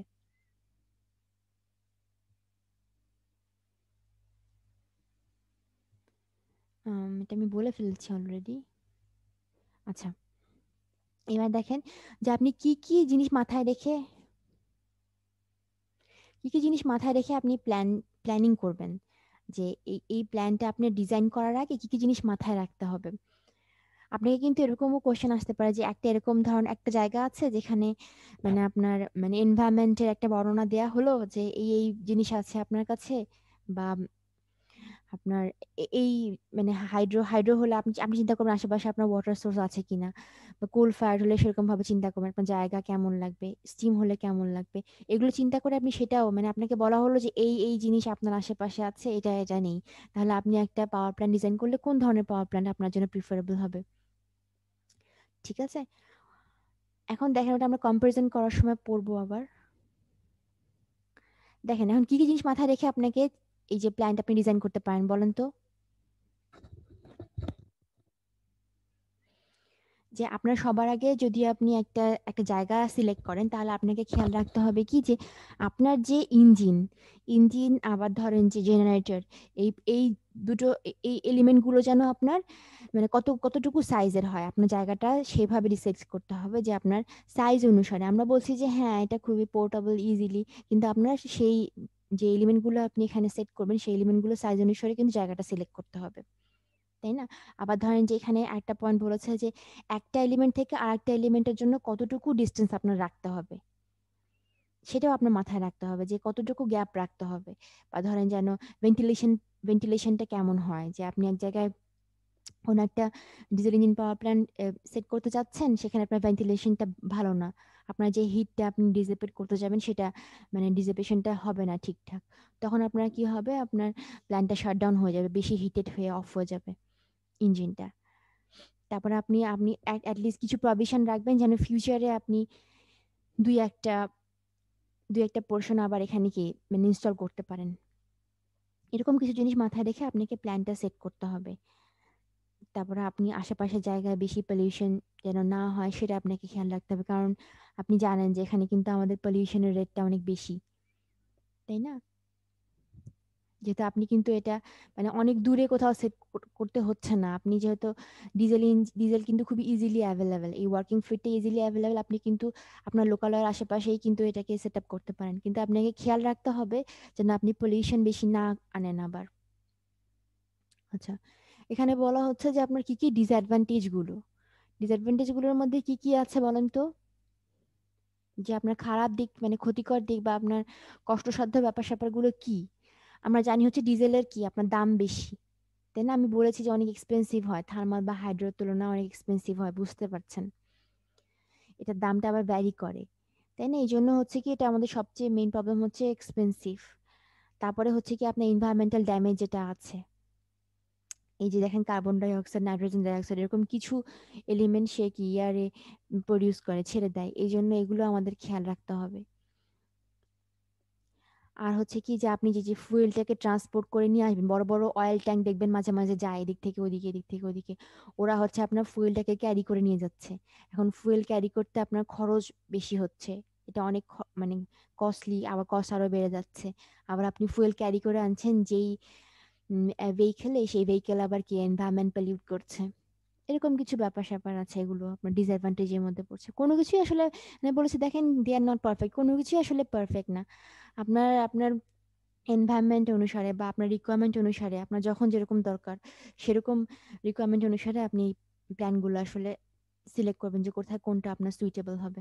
আপনি জানেন কি বলেন তো, এটার আপনার কিন্তু মানে অনেক ক্যাপাসিটি কম, না বলেন তো? এই এই পাওয়ার প্ল্যান্টটা আমি প্রথমে বলেছি যে এটা হচ্ছে আপনার Yes, শুধুমাত্র ma'am. স্ট্যান্ড বাই পারপাসে ইউজ করা হয়, যখন আপনার দরকার যে আপনার মানে হাইড্রো বা থার্মাল এই পাওয়ার প্ল্যান্ট গুলোর সাথে তাকে আপনি এইড করবেন, মানে তাকে অ্যাড করবেন কখন, যখন আমরা পিক লোড দরকার, মানে পিক ডিমান্ড, আপনার এখন সিস্টেম পিক ডিমান্ডে চলছে, আপনি হাইড্রো বা থার্মাল দিয়ে কোনোভাবেই কি ফুলফিল করতে পারছেন না ডিমান্ড, তখন আপনারা কি করছেন, তখন আপনি ব্যাকআপ হিসেবে diesel engine power plant use করছেন, তাই না? তাহলে এখানকার অ্যাডভান্টেজ গুলো কি কি হতে পারে বলেন তো আমাকে, কি অ্যাডভান্টেজ হয়? ডিসঅ্যাডভান্টেজ আছে, অ্যাডভান্টেজও তো কিছু আছে। Ma'am instantaneous power supply. দ্রুত আপনি অন অফ করতে পারছেন তাকে। আর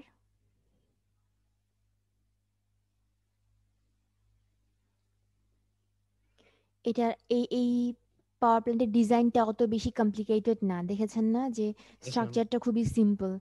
এই যে একটা সিম্পল স্ট্রাকচার দিয়ে যদি আপনি কোনো পাওয়ার প্ল্যান্ট সেট আপ করেন তাহলে এটা মেনটেন করতে আপনার অত বেশি ইঞ্জিনিয়ারও লাগবে না, ঠিক আছে। তারপরে হচ্ছে যে আপনার এখানে একটা সবচেয়ে বড় অ্যাডভান্টেজ হচ্ছে যে এটা পোর্টেবল, যে আপনার একটা মানে যে কোনো পোর্টেবল কোনো জায়গায় যদি আপনার পাওয়ার দিতে হয়, পাওয়ার সাপ্লাই করতে হয়, বলেছিলাম যে রেলওয়ে ইঞ্জিন, সেখানে আপনি এই ডিজেল ইঞ্জিন ইউজ করতে পারেন পাওয়ার জেনারেশনের জন্য, ঠিক আছে।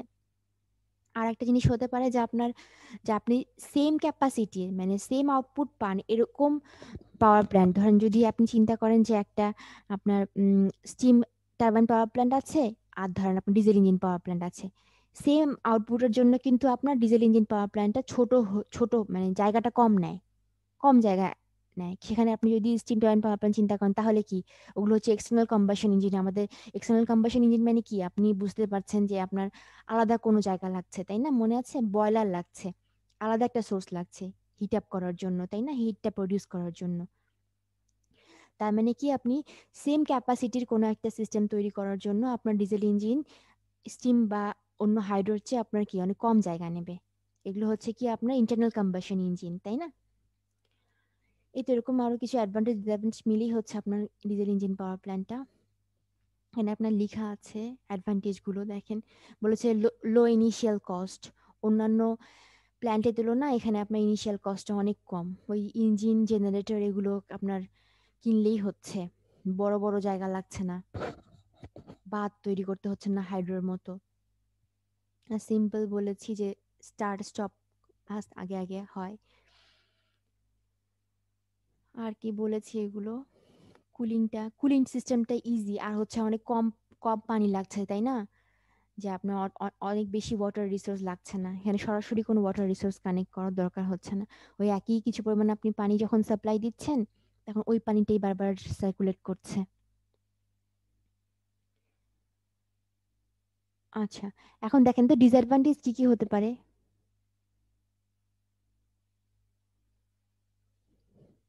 ওই যে বললাম যে আপনার বলেছি অলরেডি যে আপনার ফুয়েলের কস্ট অনেক বেশি, যেখানে আপনার হাইড্রো পাওয়ার তৈরি করতে কোনো খরচই লাগছে না, সেখানে আপনার কি এখানে আপনার একে তেল কিনতে হচ্ছে বারবার, এটার অনেক খরচ, এটা ক্যারি করে আনতে অনেক খরচ।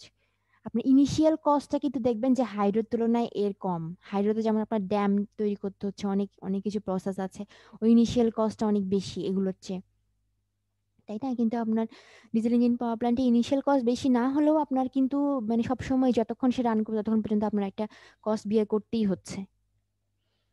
আবার কি দেখেন যে ওভারলোড কন্ডিশনে সব অনেকক্ষণ সে রান করতে পারে না, কারণ কি আপনার ইঞ্জিনটা হিট আপ হয়ে যায়। আবার আপনাকে এখানে মানে আলাদা করে লুব্রিকেন্ট ইউজ করতে হচ্ছে। লুব্রিকেন্ট কি আপনার বলেন তো, মানে অনেক খরচ না লুব্রিকেন্টের। আপনারা যারা যে ধরেন যে মোবিল টোবিল কেনেন তারা নিজেরাই বুঝতে পারেন যে কত খরচ লুব্রিকেন্ট যদি ইউজ করেন। আচ্ছা, আর একটা হচ্ছে কি আপনার নয়েজ প্রডিউস করে, দেখেন এখানে লেখা আছে নয়েজ প্রডিউস করে। এটা বলেছি যে কেন প্রডিউস করে। এখন এই জন্য আপনার কিন্তু আশেপাশে অনেক নয়েজি একটা এনভায়রনমেন্ট তৈরি হয়, আবার সে আপনার এনভায়রনমেন্ট পলিউশনও করছে সেভাবে। আপনি ডিজেলকে বার্ন করছেন তাহলে এনভায়রনমেন্ট পলিউশনও বেশি হচ্ছে। আচ্ছা, এখন দেখেন ইফিসিয়েন্সির কথা বলা হচ্ছে এখানে, ইফিসিয়েন্সিটা কেমন। ডিজেল ইঞ্জিন পাওয়ার প্ল্যান্টের কিন্তু ইফিসিয়েন্সি অন্যান্য পাওয়ার প্ল্যান্টের চেয়ে মোটামুটি ভালো। দেখবেন যে 45 থেকে 48% মতো ইফিসিয়েন্সি হয়। এখন ইফিসিয়েন্সি যে আপনি মানে মেজার করবেন এগুলো কিন্তু বিভিন্ন ধরন আছে, হ্যাঁ, যে আপনি কিসের উপর ভিত্তি করে ইফিসিয়েন্সিটা মেজার করছেন, যে আপনার ইকোনমিক দিক নাকি হচ্ছে আপনার যেমন আপনার সিস্টেমটা অপারেট করছে সেরকম তার উপর ডিপেন্ড করে, নাকি আপনার হিট রেটের উপর ডিপেন্ড করে, ঠিক আছে। দেখেন এখানে কি বলা হচ্ছে যে ইকোনমিক ইফিসিয়েন্সি, এটা হচ্ছে ইফিসিয়েন্সি মেজার করার ধরনগুলো বলা হচ্ছে, ঠিক আছে, কি ওয়েতে আপনি ইফিসিয়েন্সি মেজার করতে পারেন। এখন ইফিসিয়েন্সি মেজার করার যেটা ইকোনমিক ইফিসিয়েন্সি সেটা হচ্ছে শুধুমাত্র আপনার কস্টটা চিন্তা করবে, যে আপনি ধরেন একটা সার্টেইন টাইমে পাওয়ার জেনারেট করে কি পরিমাণ আর্ন করতে পারছেন ভার্সাস আপনার কি পরিমাণ খরচ হচ্ছে। খরচটা কিন্তু সবকিছু ইনক্লুডেড, ফুয়েল, লেবার, তারপরে কি কি জিনিসপত্র আপনার কিনতে হচ্ছে, সমস্ত মেইনটেনেন্সের জন্য কি খরচ হচ্ছে, সম্পূর্ণ ডিপেন্ড করে হচ্ছে আপনার ইকোনমিক এফিসিয়েন্সিটা, মানে কস্টের উপর ডিপেন্ড করে। ঠিক আছে, আবার হচ্ছে যেটা আপনার অপারেশনাল এফিসিয়েন্সি, সেটা হচ্ছে কি যে আপনার সিস্টেমটাকে আপনি কিসের মানে কতটুকু ক্যাপাসিটির জন্য তৈরি করেছেন, যে আপনার সিস্টেমটা 50 মেগাওয়াট সাপ্লাই দিতে পারে। এটা এটার সাথে আপনি যদি কম্পেয়ার করেন যে আসলে কতটুকু দিচ্ছে, অ্যাকচুয়াল আউটপুটটা কেমন। ঠিক আছে, অ্যাকচুয়াল আউটপুট আর ভার্সাস হচ্ছে কি আপনার কতটুকু ক্যাপাসিটি আপনি সেট করেছেন এই প্ল্যান্টের জন্য, সেটার উপর ডিপেন্ড করে। যে আপনি যেটুকু ক্যাপাসিটি করেছেন সেটুকুই তো আপনার পুরোপুরি আউটপুটে পাচ্ছেন তা না। যার জন্য ডিজাইন করে, ধরুন 50 মেগাওয়াটের জন্য আপনি প্ল্যানটাকে ডিজাইন করেছেন, পুরো 50 মেগাওয়াট পাবেন এরকম তো কিন্তু কোনো কথা নেই, তাই না? অনেক লস হবে। এগুলোর উপর ডিপেন্ড করে একটা এফিসিয়েন্সি মেজার করা যায়। আবার হচ্ছে কি আপনি যদি হিটের উপর চিন্তা করেন যে কতটুকু হিট প্রডিউস করছে, সেটার উপর ডিপেন্ড করে একটা কি এফিসিয়েন্সি মেজার করা যায়। মোটামুটি আপনার একটা ডিজেল ইঞ্জিন পাওয়ার প্ল্যান্টের এফিসিয়েন্সি কতটুকু আসে দেখেন, হাইয়েস্ট এখানে 48% মতো আসছে। যেগুলো হচ্ছে আপনার বড় পাওয়ার প্ল্যান্ট সেগুলো হচ্ছে আপনার 48% পর্যন্ত আসে এফিসিয়েন্সি।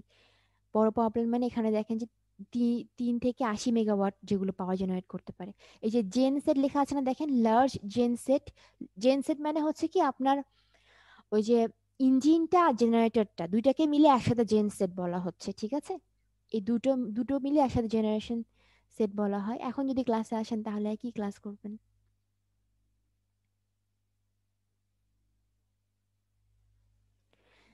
ঠিক আছে, তাহলে এখানে যত বেশি আপনার পাওয়ার প্ল্যান্টের মানে ক্যাপাসিটি বেশি যেটা, সেটা আপনার কি ইফিসিয়েন্সি তত বেশি হয়। ছোট ছোট পাওয়ার প্ল্যান্ট যেগুলো ছোট ছোট জেনারেশন সেট, সেগুলোর কিন্তু ইফিসিয়েন্সি খুব বেশি হয় না, দেখেন হাইয়েস্ট 40% পর্যন্ত হয়।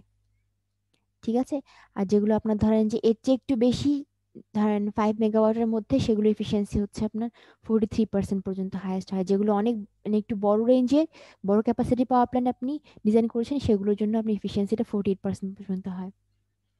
ঠিক আছে, এটা একটা সিম্পল একটা আমাদের মানে পাওয়ার স্টেশন।